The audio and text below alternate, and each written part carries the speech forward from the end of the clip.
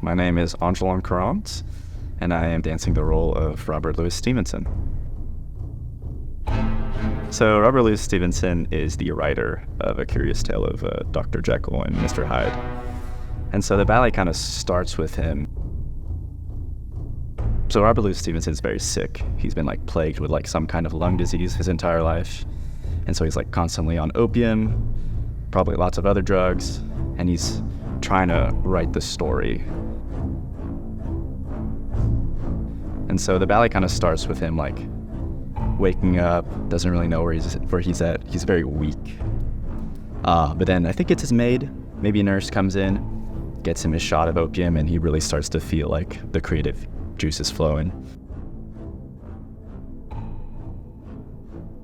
It's one big fever dream kind of thing, yeah. And it's funny because there's a bunch of other hallucinations that happen in the ballet. So it's kind of like a hallucination within a hallucination. And it's kind of like an Inception, I feel kind of plot.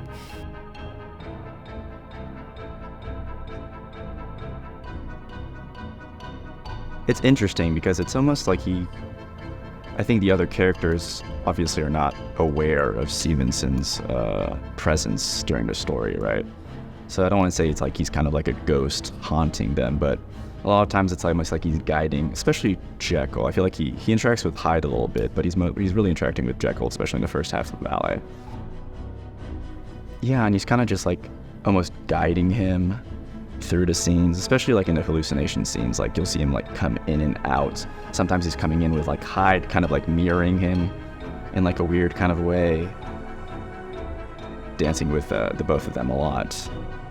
But it's always in these very introspective scenes. It's not so much in the big ballroom scene or the estate or the tavern scenes. It's never really in those scenes. It's always mostly when the characters starting to shift, starting to break down.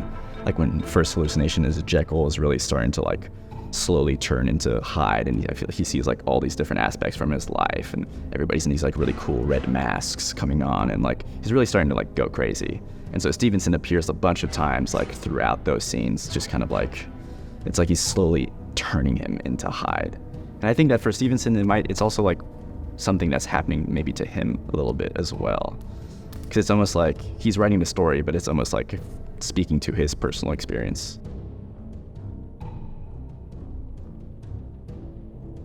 Because you'll see a lot of times he has his book and he's actually physically writing it. A lot of times he's a bit more in the background, just being very observant of what's going on, and kind of realizing what he's creating as it's being created at the same time. Trying to understand Steven a little bit more and what he was going through at the time.